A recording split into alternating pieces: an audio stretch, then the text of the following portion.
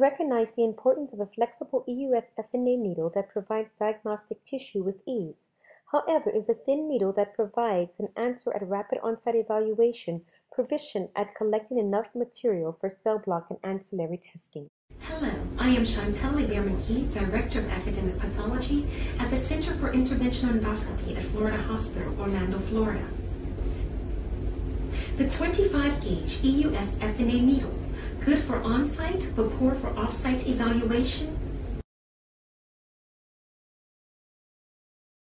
A considerable amount of our group's research efforts have been focused on the best methodologies for EUS-FNA tissue acquisition, whether that consists of performing randomized trials to assess the technical performance of the 19, 22, or 25-gauge needles, meta-analysis to evaluate the impact of rapid on-site evaluation, or evaluating standard techniques for best sampling and tissue processing.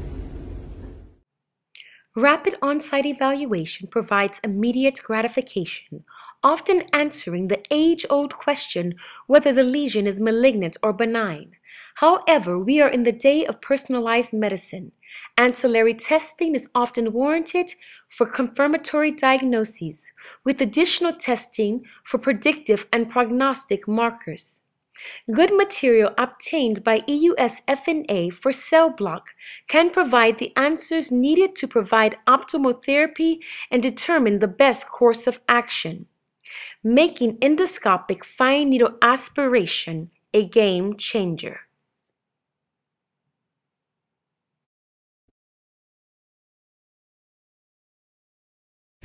From a healthcare perspective, modalities such as endoscopic FNA have been in sorts a disruptive innovation, bringing a more affordable, less invasive diagnostic tool.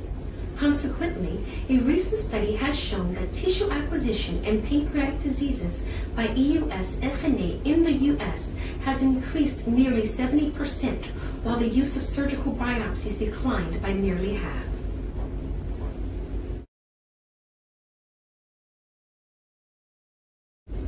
The more commonly used needles for EUS-FNA tissue acquisition have been the 22 and 25-gauge needles. A recent meta-analysis showed that the 25-gauge needle demonstrated superior diagnostic sensitivity, particularly for transduodenal sampling of pancreatic head and uncinate lesions. The reality is Dr. Sham Varadalajulu, Robert Haas, and I have a very unique performance environment and intimate working relationship that contributes to the success of our center. However, many centers lack on-site pathology and are completely reliant on needle and technical performance to ensure optimal tissue for diagnostic adequacy. We are well aware that in this day and age, it is not feasible to tell a patient or oncologist that they have cancer not otherwise specified. The advent of molecular markers allows for tumors to be evaluated for specific type, predicted response to targeted therapy, and may even serve as surrogates for prognosis. Therefore, it is incumbent upon the endosonographer to get enough tissue for ancillary testing, and it is unclear whether the superior diagnostic performance of the 25-gauge needle at rapid on-site evaluation and for smear cytology also results in a high-quality cell block. The 25-gauge needle is great for on-site evaluation, however, does not consistently provide enough tissue for cell block. This study suggests that even with multiple passes, a fair number of cases will yield insufficient tissue for molecular analysis or further diagnostic workup. This is important for practicing endosonographers who may be working independently without cytopathology assistance, particularly when tissue for ancillary studies is warranted. Understanding the limitations of a needle or technique, I encourage independent practitioners to perform a visual inspection of the material collected for further ancillary testing to crudely gauge if the material is sufficient.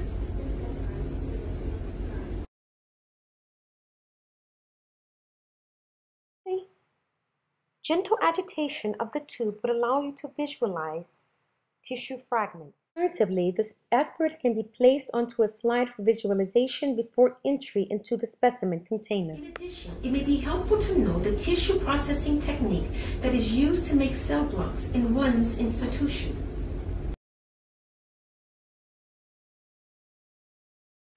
The aspirated material will be expressed from the needle and placed into a cell preservative solution. Once in the lab, it will be transferred to a tube and subsequently centrifuged. After centrifugation, the tissue pellet will be placed into a secure tissue bag or paper before subsequently being placed into a cassette for processing.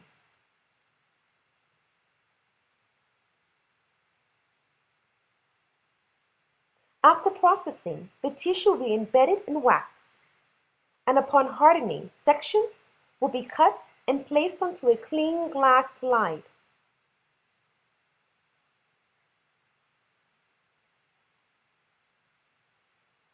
Staining will take place, and afterwards visualization of tissue architecture and possible immunohistochemical staining will be performed. In conclusion, it is important that we recognize that with innovation comes expectations, and we must be abreast of the best techniques, modalities, and tools to provide patients with the most optimal care.